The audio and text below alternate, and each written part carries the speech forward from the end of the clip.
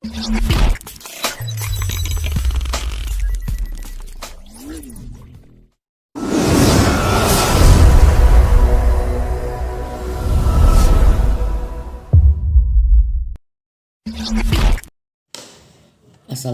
warahmatullahi wabarakatuh.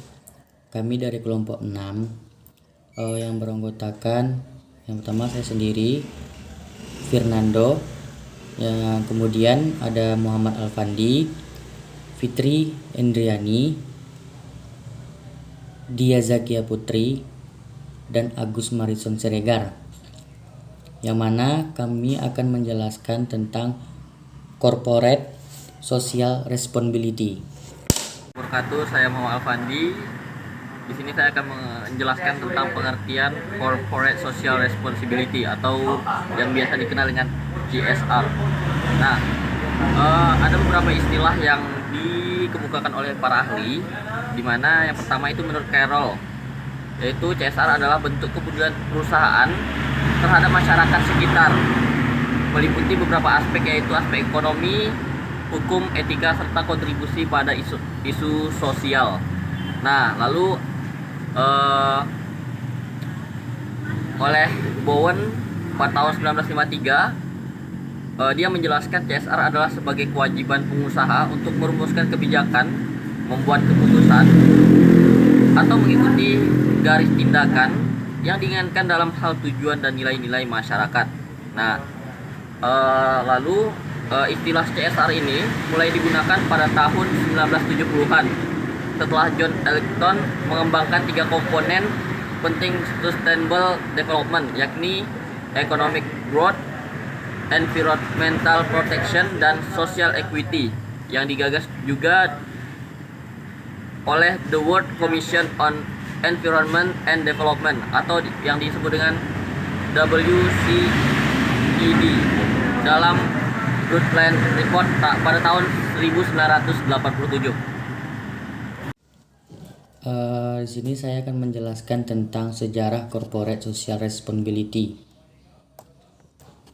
Sejarah tanggung jawab sosial dunia terbagi atas beberapa fase.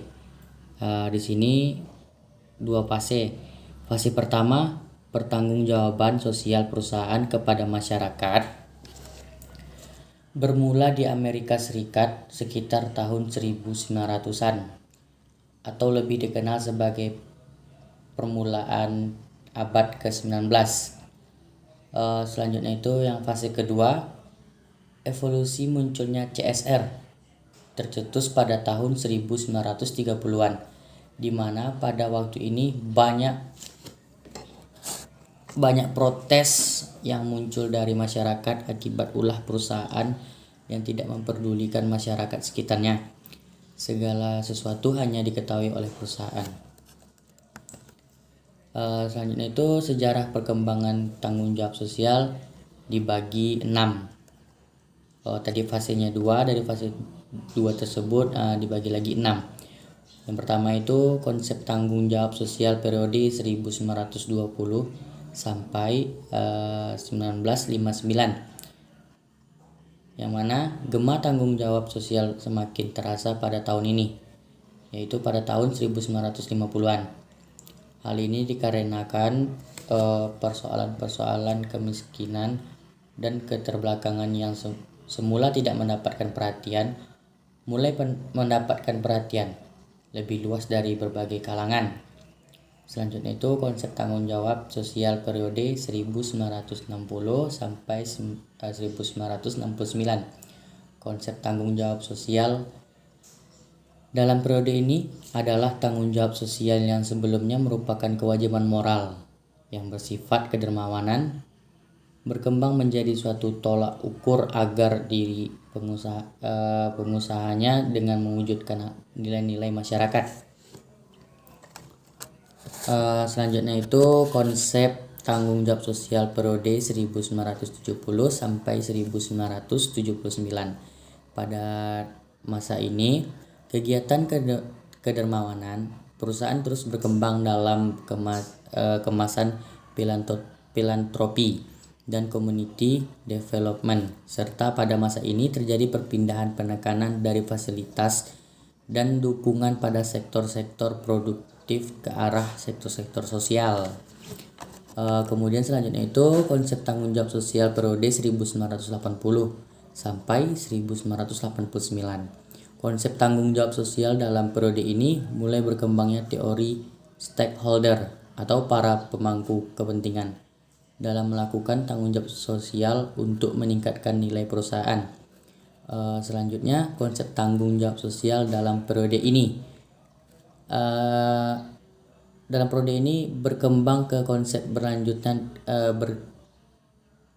keberlanjutan dalam pelaksanaan tanggung jawab sosial yang didasari aspek ekonomi, lingkungan, dan masyarakat. Yang terakhir ini konsep tanggung jawab sosial periode 2000 sampai saat ini. Konsep tanggung jawab sosial memberikan wajah baru bentuk kepedulian perusahaan terhadap masyarakat dengan alasan bahwasanya kegiatan produksi langsung maupun tidak membawa dampak for better or worse bagi kondisi lingkungan dan sosial ekonomi di sekitar perusahaan beroperasi. Tujuan keperawatan sosial responsibilitas dibagi menjadi 3 menurut Saputri.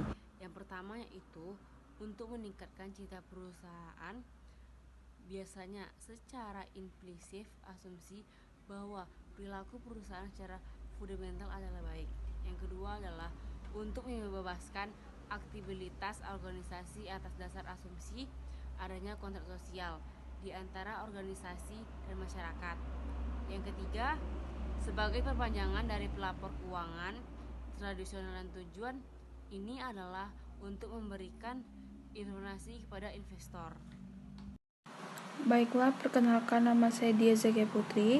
Saya akan menjelaskan bentuk corporate social responsibilitas. Yang pertama itu ada CSR. CSR seharusnya adalah kegiatan yang melebihi kepatuhan terhadap undang-undang yang berlaku. Yang kedua itu CSR seharusnya dapat menghasilkan dampak semi permanen untuk perusahaan dan masyarakat. Yang ketiga, CSR seharusnya menghitung dan menimbang kepentingan pemegang kepentingan di dalam dan di luar perusahaan. Sedangkan yang keempat, CSR harusnya berisikan sistem yang sesuai kebersamaan dengan transportasi yang kalau untuk contoh CSR ini teman-teman bisa melihat sendiri ya di PPT kami ini. Itu ada 3 contoh. Saya ambil salah satunya itu PT Pertamina. Pertamina memiliki komitmen untuk menjalankan program CSR-nya dengan membentuk pemerintah Indonesia untuk meningkatkan identitas pembangunan manusia di dalam terafirma dengan cara pelaksanaan program yang aman, difasilitasi pencapaian target acara yang membangun hubungan yang sangat baik. Baik, di sini saya akan menjelaskan tentang pengungkapan CSR. Pengungkapan tanggung jawab sosial perusahaan yang sering juga disebut sebagai social disclosure, corporate social reporting, social accounting, atau corporate social responsibility, merupakan proses pengomunikasian dampak sosial dan lingkungan dari kegiatan ekonomi organisasi terhadap kelompok khusus yang berkepentingan dan terhadap masyarakat secara keseluruhan. Undang-Undang Nomor 40 Tahun 2007 Pasal 66 Ayat 2 tentang perseroan terbatas mewajibkan perusahaan untuk mengungkapkan aktivitas tanggung jawab sosial dalam laporan tahunan. Namun demikian, item-item CSR yang diungkapkan perusahaan merupakan informasi yang masih bersifat sukarela. Selanjutnya, menurut Gray, Owen, dan Maunders pada tahun 1988 dalam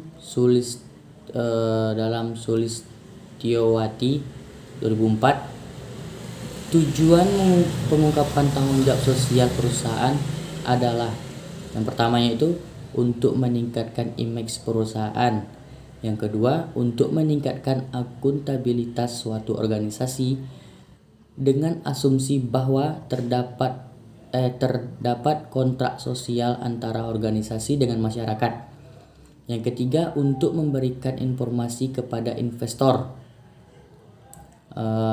Sedangkan menurut Zadek, dalam Sulistiowati, alasan perusahaan melakukan pengungkapan tanggung jawab sosial adalah yang pertama, yaitu untuk memahami apakah perusahaan telah mencoba mencapai kinerja sosial terbaik sesuai yang diharapkan.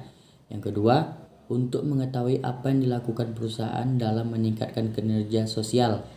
Yang ketiga, untuk memahami implikasi dari apa yang dilakukan perusahaan tersebut.